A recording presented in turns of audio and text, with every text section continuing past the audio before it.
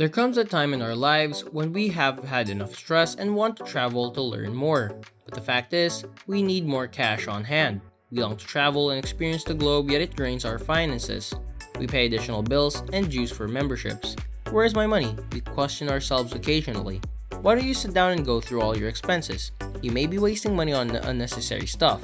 Why don't you save some money if you want to travel? And here are some recommendations for you to consider. Number 1. The full-time job.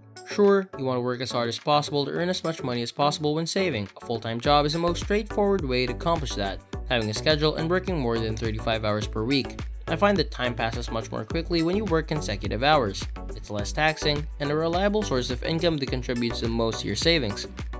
Number 2. The extra work. As I previously mentioned, when you're saving, you want to work as hard as possible to earn as much money as possible. And the only thing that can change is you and your willpower. You could be content with working a full-time job and using that income to build your savings. Alternatively, you may work on the weekends, in the evenings, or put in more hours. Work as you go, which may either hasten your saving process or allow you to work for the same length of time while improving and expanding your vacation. Number 3. Sell your stuff. If you look in your closet, I can assure you that you have half the clothes you need. Alternatively, you can find half of that in your attic. Even though you believe nobody wants it, I promise that you will sell it if you go to a vehicle boot sale. Even if it's only for like 20 or 30 pennies, you will eventually receive a sizable sum of money for everything as it adds up. And yes, going to your local car boot sale and making everything at least somewhat attractive is the best course of action. Consider a low price at which consumers are likely to purchase it, and by that, you've had a good spring cleaning and are earning money at the same time. Number 4, and I really highly recommend this, to make lists before you go shopping. This includes buying groceries, clothing, or any other form of goods. This will result in you only purchasing what you actually need. I'm the worst offender because I only went to the supermarket knowing what I needed though before. I don't write a list, go aisle by aisle through every island, or simply load everything on the cart. But you realize as you go along that even though it may not seem like it, like a pound here, a pound there, it is all adding up. And it's all money you're spending needlessly. As a result, be sure to make lists before you go shopping, and you must adhere to them. You must not even consider anything else. Number 5. Do your leisure things cheaper. This means being more shrewd when performing the activities you might often do for fun. For instance, check online to see if there are any discounts available before heading out to eat. I'm aware that Pizza Express regularly offers internet discounts, search for Express discounts or Google Peaks. And you should find something. If you're taking a spa day off, check out Groupon or Wow, for example. They constantly have fantastic deals. Pre-drinking will help you consume fewer beverages overall if you go on a night out. I'd also advise against bringing your credit card. I always act in this manner. I'll get some cash equal to how much I anticipate spending, however I'll also carry my card and say, oh well, I'm gonna use it as a backup. But Ella, the 68 gums lady, was really worth the backup. Don't bring your bank card out. Instead, take out just enough cash and ensure that you can travel home safely. Leave it at that since it prevents you from making unnecessary additional purchases. Again, this is often the case with wasteful spending. Additionally, if you usually visit a hairdresser while getting your hair cut, when they require models for trainees to cut your hair, you may ask them. Usually it costs less, half as much to accomplish it. Number 6. Bring packed lunch. Going on a day trip where you just buy your lunch while you're there is so simple when you're going to work, but packing it is significantly less expensive.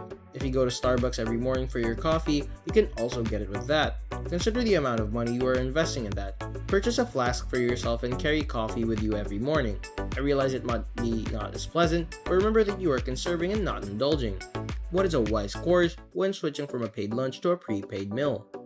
The money you are aware of saving. Put the money in a pot so that it may actually be used for food and beverages. Your funds will increase significantly because it is now in a pool and will begin to accumulate. Number 7. Save money on accommodation. Moving back in with your parents can be worthwhile if you rent an apartment. For a few months, they can't really be that horrible. Alternatively, if you have a spare room in your apartment, you can rent it out to generate some extra revenue, or you could spend a few months with a pal. Consider ways you could live more affordably than you already do. Number 8. Walk and share Lyft. Driving your own car is convenient while traveling locally. If you're doing this consistently while you're saving, then it's all possible. So, If there's any opportunity where you can share a lift with someone else or walk rather than drive yourself, take that opportunity. You might think that it won't cost very much, but you know that it all adds up. And if you have time to walk, you'll know you'll lose weight in the meantime. Number 9, fundraising. Going above and beyond to earn a little extra cash, so if you have a talent for singing or playing guitar, might try busking. If you're good at baking, you could sell some cakes on the side. If you're good at making friendship bracelets, you could sell those. If you're part of any communities that host a summer festival or a Christmas bazaar, see if you can participate and set up your installation of whatever you made or use your talent for.